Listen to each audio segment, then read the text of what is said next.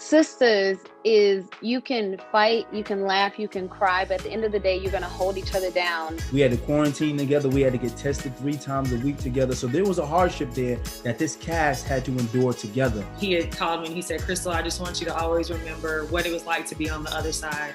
So I came from costume designing into acting. And he said, "Always stay humble." Hi guys, it's Ray with Atlanta Black Star, and today we sit down with the cast of Tyler Perry's Sistas.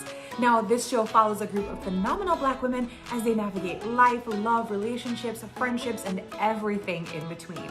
We got a chance to pick their brains and ask some questions like, what's the biggest piece of advice you've received on set from Tyler Perry? Let's take a look. Gotta confront him. I'm FBI. I'm working your boyfriend's case. We stand together.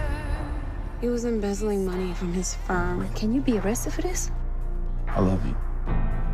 He gets the girl, I get stabbed to death. Is it all about getting the girl? The first thing I want to know is, going into the second season, what are you guys most excited about? What is kind of the thing about this season that makes you think, I can't wait for people to see it? I think you'll really see what season 1 has done to Miss Karen and her psyche, and how she's looking at her life and how it could unfold with love and just herself internally as an individual, as a woman who owns a business and has it all, but is definitely missing some things right now.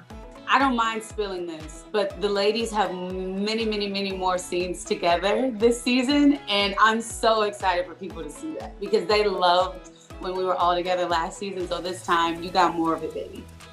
The stakes are higher definitely this season, so you guys will be stressed out a little bit more, but a good stressed out, okay? I know y'all gonna curse us out. It's okay, we can take it. We love it.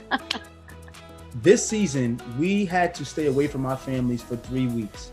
We had to quarantine together. We had to get tested 3 times a week together. So there was a hardship there that this cast had to endure together. That built something. When you're done shooting at 11 o'clock at night, but you have a early call time, but you still want to get your scenes in. So you stay up till 2, 3 in the morning with your scene partner and you read through those lines.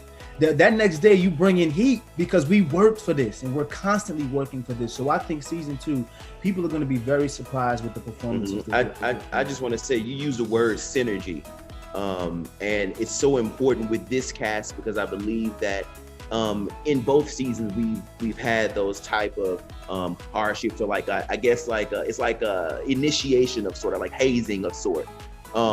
In the first season we were freshmen, we were all new actors on a television show, but more importantly, or more specifically, we were new actors on the Tyler Perry TV show. And so no matter what you've done before, if you have not done a Tyler Perry TV show before, right, it will be new to you. It's like school all over again. You're doing, instead of doing 8 pages a day, you're doing 130 pages a day.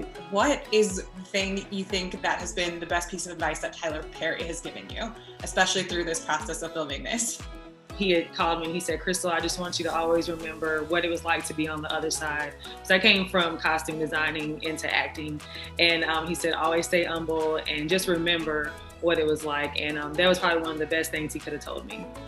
His advice that he gave to a lot of people is to always, work like you're broke, no matter what level of success you obtain. I think he's a prime example of that with the level of success he's had. He continues to be one of the hardest working men in the business, and it's evident. The piece of advice I got from him was ownership. You have to own your stuff. When you own your stuff, you have the ability to continue to move at your pace when you want to.